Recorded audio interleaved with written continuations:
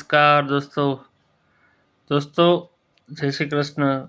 આપણી વિજય trading company આપણી ચાલુ ખુલી છે। તો દોસ્તો આપણે પ્રેક્ટિકલ ટેલિપ્રાઇમ ચાલુ કરી દીધું છે। તો આજનું ટોપિક છે કે જ્યારે પણ આપણે બેંકમાં એન્ટ્રી કરીએ, આપણી એક ટ્રાન્ઝેક્શન છે, આપણું પહેલું cash ₹50,000 deposited into HDFC bank. हमारा जो अकाउंट है किसमें है?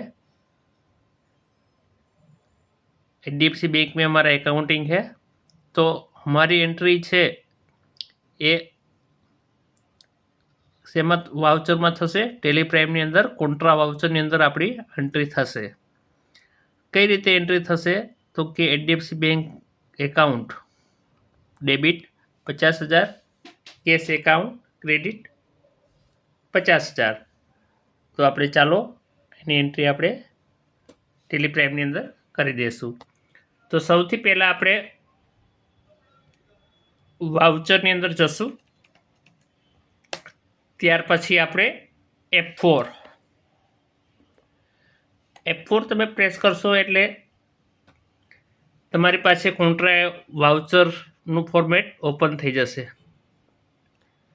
દોસ્તો ખાસ જણાવવાનું કે આપણે શરૂઆતના સ્ટેજ ઉપર આપણને ડબલ એન્ટ્રી સિસ્ટમ પ્રમાણે આપણે કામ કરેલું હોય છે। અત્યારે જે આપણું વાઉચર મોડ છે એ સિંગલ એન્ટ્રી મોડ ઉપર છે।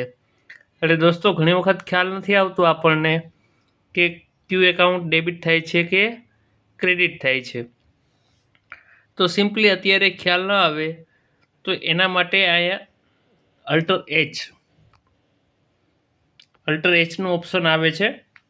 તમે અલ્ટર એચનું ઓપ્શન કરશો એટલે તમને અહીં ખ્યાલ આવશે કે કઈ એન્ટ્રી મોડ મને ખ્યાલ નહોતો આવતો, શરૂઆતનું સ્ટેજ છે એટલે મેં ડબલ એન્ટ્રી મોડ વાઉચરમાં એન્ટર કરી દીધું છે। એટલે દોસ્તો મને અહીંયા ખ્યાલ આવશે કે કઈ એક વસ્તુ ક્રેડિટ કરવાની છે અને કઈ વસ્તુ ડેબિટ કરવાની છે, એ તમને એ પર્ટિક્યુલરમાં દેખાશે। દોસ્તો આમાં ટેલિપ્રાઇમની અંદર ઘણી વખત ક્રેડિટ એકાઉન્ટ પહેલાં આવે છે, તો કંઈ વાંધો નહીં।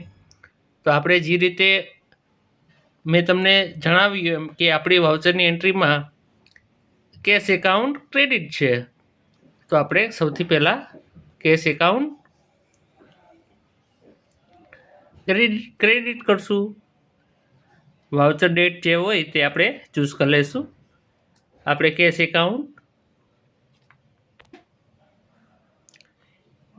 એકાઉન્ટ આપણે ક્રેડિટ કરેલું છે। કેટલાથી ક્રેડિટ કરવાનું છે? 50,000 રૂપિયાથી। આપણે 50,000 રૂપિયા બેંકમાં ભરીએ છીએ, બરાબર છે। ડેબિટ એકાઉન્ટ HDFC કે આપણે SBI, ચલો